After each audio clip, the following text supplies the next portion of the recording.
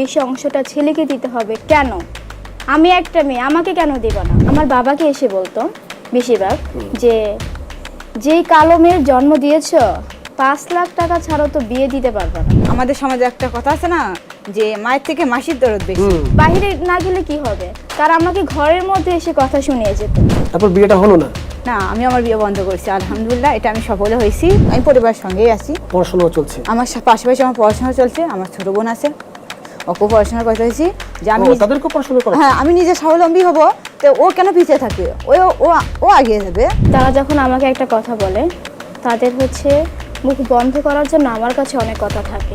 তো বান্ধবীর বিয়েটাও বন্ধ করে দিলেন? হ্যাঁ, বান্ধবীর বিয়ে বন্ধ করছি, কিন্তু আমার পাড়া প্রতিবেশীর এখনো মুখ বন্ধ হয়নি। এবং এটা আপনাদের কাছে চ্যালেঞ্জ রেখে যাচ্ছি যে আপনারা আগামী ২-৩ বছর পরে দেখবেন যে আমি আমার পরিবারটাকে দেখছি, আমার ভাই না।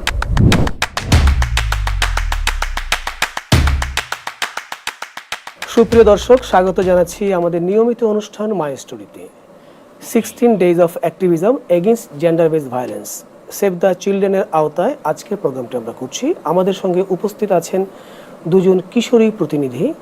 একজন এসেছেন বাংলাদেশের গাইবান্ধা জেলার প্রত্যন্ত অঞ্চল থেকে, তিনি হচ্ছেন রুমানা। আর আরেকজন এসেছেন রায়ের বাজার থেকে, তিনি হচ্ছেন রুকসানা। কেমন আছেন আপনারা?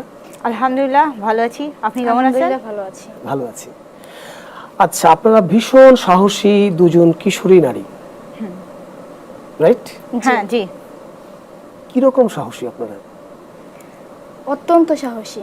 বাহ, দারুণ। আমি তাহলে, যেহেতু আপনি প্রথমে বলেছেন, আমি আপনার কাছে যাব। আপনি এই সাহসটা সঞ্চার করলেন ঠিক কবে থেকে? আপনার এখন বয়স কত? আমার এখন ২০ বছর। আচ্ছা, আপনার সাহসটা তৈরি হয়েছিল কয় বছরে? আমার সাহসটা তৈরি হয়েছিল ১২ বছর থেকে। দারুণ। তো সেই সাহসটা কি একটু শুনি আমরা। আচ্ছা, আমি ছোটবেলা থেকে রায়ের বাজারে বড় হয়েছে একটি বস্তিতে। তো সেখানকার মানুষের চিন্তাধারা খুবই অনুন্নত। ২০১৬ সালে আমি যখন পিএসসি পরীক্ষা দিই, আমার স্কুল থেকে ২জন মেয়ে জিপিএ 5 পেয়েছিল। তাদের ২জনের মধ্যে আমি একজন ছিলাম।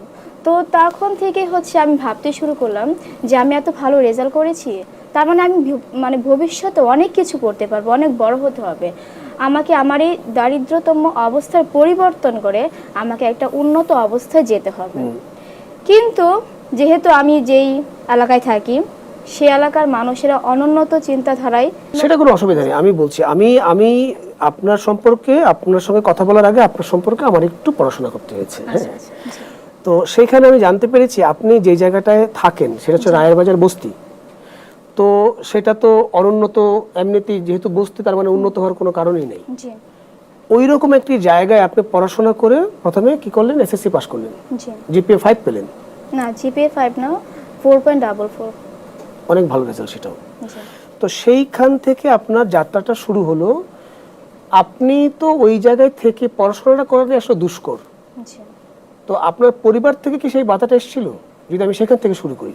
না, আমার পরিবার থেকে সেরকম বাধা আসেনি, কিন্তু আমার আশেপাশের মানুষেরা আমাকে প্রচন্ড বাধা সৃষ্টি করেছে। সেটা কি বলতো তার আশেপাশের মানুষগুলো? আমি এটা ২০১৬ সালের পর থেকে, যখন আমি ক্লাস 6-এ উঠি, তখন থেকে আমার পড়াশোনার প্রতি খুব আগ্রহ দেখে সবাই আমাকে এসে বলতো, বা আমাকে না, আমার বাবা মাকে এসে বলতো যে মেয়েকে এত লেখাপড়া কেন করাচ্ছ? লেখাপড়া করাতে হলে তো অনেক টাকা পয়সার প্রয়োজন।